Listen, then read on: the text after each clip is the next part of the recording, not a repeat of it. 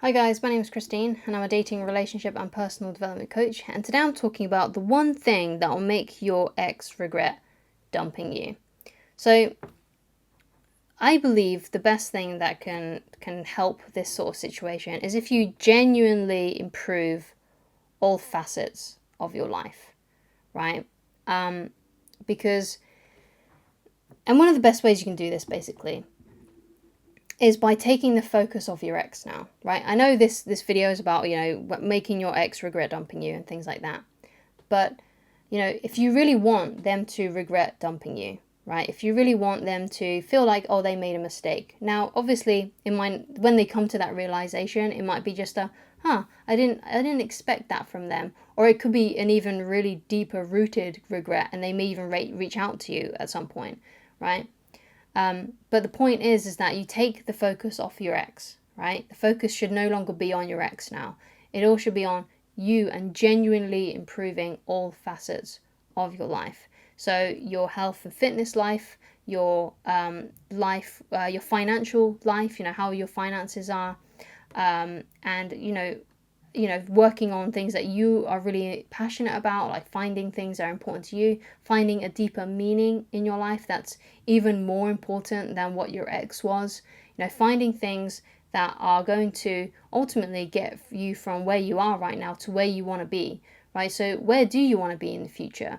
And if you work on those things genuinely and you're doing it for yourself and you're not just doing it to get your ex back basically, or to get your ex to regret dumping you, and you're doing it genuinely for yourself, then at some point when your ex sees that, they see that you've improved your life in such a way, then that opens the opportunity for them to take a second guess, to second guess their decision basically about dumping you, right? So if you improve yourself in that way, that really, really does help with that. Now, like I said, your ex may not be, they may not ever reach out to you about it. It may be something that you never know about, in fact.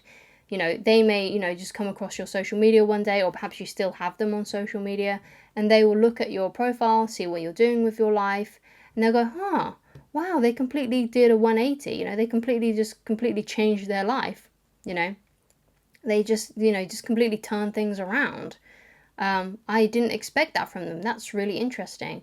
They may feel, oh, well, maybe I wonder what would happen if we had stayed together, They may start questioning those things, because I feel like every so often, most people do, check up on their exes. Not all the time, obviously. It's not something that I personally do, but I definitely see other people doing this sort of thing, where they check up on their exes and stuff.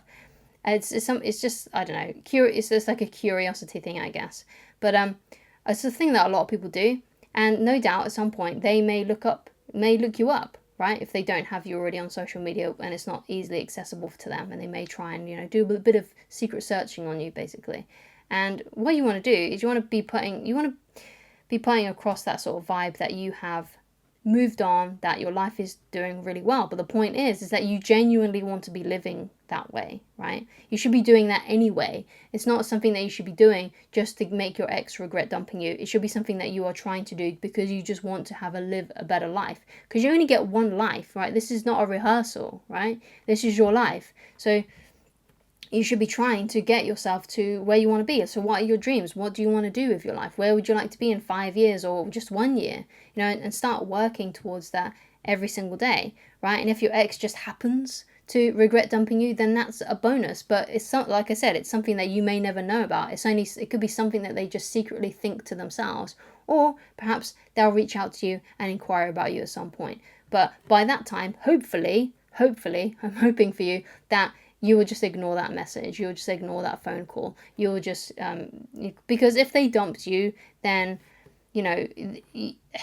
what can you do really? It's if they dumped you, there's not really much you can do about that. And if they dumped you, you've got to find someone who's not going to do that for you, basically. You want to be with someone who's not going to dump you, who wants to be with you all the time, who loves you, who cares about you, who is enthusiastic about you, who would never dream of dumping you, right?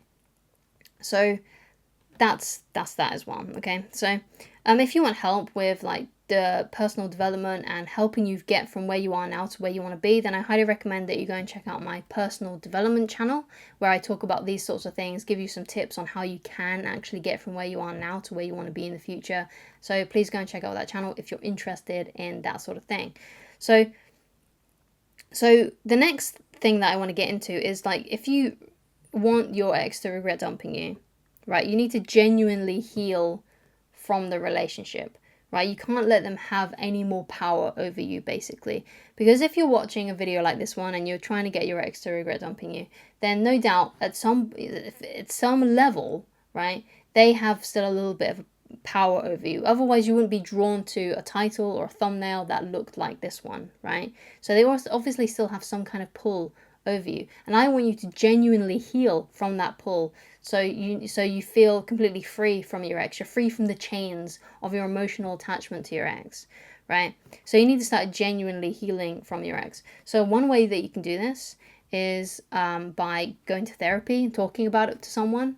Another thing, if you can't afford therapy, which I know many people can't, is to have a little bit of a therapy session on yourself. You might do this by getting secondhand books on different kinds of therapy when it comes to relationship and attachment, or maybe you go to your local library and get free books on that kind of stuff so that you can study, fill in your knowledge gaps there on how to do that.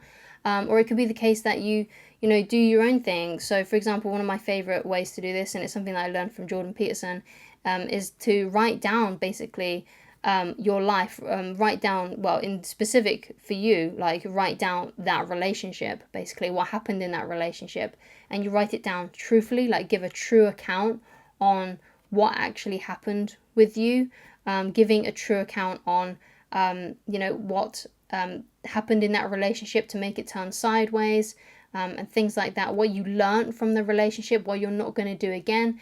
And what you need to do is, when you're writing these things down, you need to make a true account. It can't be something that, for example, you are hoping someone's going to read. Like, it's something that you're writing down hoping that one day your ex is going to read. Because most people do that. They write things down in such a way that they're hoping that one day someone's going to read it.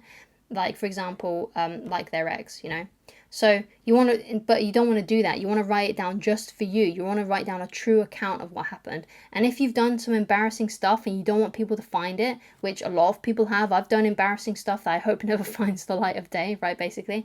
So if you've done stuff like that, which a lot of people have, then you need to, if you're worried about people reading that, then just destroy it afterwards, right? Just throw it in the bin. Or if you write it on a Word document or something on or a notepad or a note on your phone, then just delete it afterwards. You don't have to keep it around, right? But the point is you want to write down truthfully what happened, and basically what you learned from it and what you're never going to do again, or the things that you will probably try again if things worked out. Like if you did something really good in that relationship and you will continue to do that because perhaps your ex got a positive response out of it when you were still together, like you did like a really nice date or something and it went down really well, then you can do that kind of thing in the future. But if you did something that you didn't like in that relationship and it kind of ruined things or it made things worse, then you need to write those things down as well. But it's all about being truthful and getting those thoughts down on paper, even if they're embarrassing, even if they're hard to think about, even though they're things that you may have buried down deep, right? But the point is you get it out so you can kind of work it out.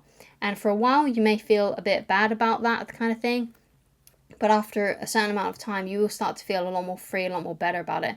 And if it's a really intense situation, if it was a really bad experience, you may have to write it down a few times, because that's what I found that I had to do, right? There's certain experiences in my life that were easy to write down, and then I got over them after a while. And then there are certain things that I had to write down over and over again in order to feel better about them. I kind of need to go back there and repeat it, write it down again, write down what I learned again, write down what I could have done better again, and that really helped. But the point is you go through it all to get over that breakup. Like, I want you to get over that breakup, right? I want you to get over that person, right? So they don't have this attachment to you, they don't have this emotional pull to you. So you need to ultimately stop focusing on them and start focusing now more on you and getting you from where you are now to where you want to be in the future. So that means focusing on what you're interested in, focusing on what you genuinely like and find fascinating and are curious about, focusing more on those kinds of things, focusing on your hobbies and your passions, your interests, those kinds of things, and what makes you personally happy, and also focusing on, your connection with your friends and family, because we are human beings, we are social creatures, we like to be around other people. Do not isolate yourself. Do not isolate yourself. Get out there, go and see your family, go and see your friends. And also, if you don't have any close family or friends nearby, then go out and work in the community some way. Go and volunteer somewhere. Get around people, right? So yeah, I mean, that's my advice for you, basically. Like, you need to get around people. Please do not isolate yourself. I see a lot of people doing this sort of thing. We need to be around other people. We need to be making friends. We need to be around other human beings, because we are social creatures, okay? Even if you're introverted, you're still a social creature. Even, like, I'm an introvert. I was a big introvert, and so for example, when I'm making videos like this, like, I'm sweating, right? I'm nervous inside because I am naturally an introvert. I don't like talking in front of a camera. I'd rather I didn't do that, right? But I personally just feel like whatever I'm not good at, so for example, like putting myself out there, being extroverted, because I'm kind of obsessed with working on my weaknesses. It's just sort of like a game I play with myself, I guess you could say. Like, I love to work on my weaknesses. Like, I'm an introvert, so I've been now focusing on, for the last few years, since I noticed this weakness, that I needed to be more extroverted and to kind of work on things that made me feel uncomfortable. Because the more times I put myself in situations that make me feel uncomfortable, the more confident I become, which is why I can do, like, if you look back on some of my old videos, I'm definitely not as good as I'm definitely not as good as I am now. At least I don't think so. I feel like I've improved. But as you can see, like, this is something I'm not great at, right?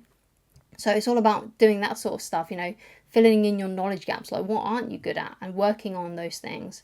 Because, we're all good at the great things, right? We're all good at things that make us look good, that we're really confident at. But sometimes it takes a lot of work to actually do things that you're not good at. But when you become good at those things that you're no longer, that you used to be not good at, the better you become and the more confident you become. So that's just another tip there for you as well. So thank you so much for watching. If you'd like to get in touch with me personally and you'd like coaching with me, then please go to www.christineloveridge.com. Thank you so much for watching, and I shall talk to you again very soon. Goodbye.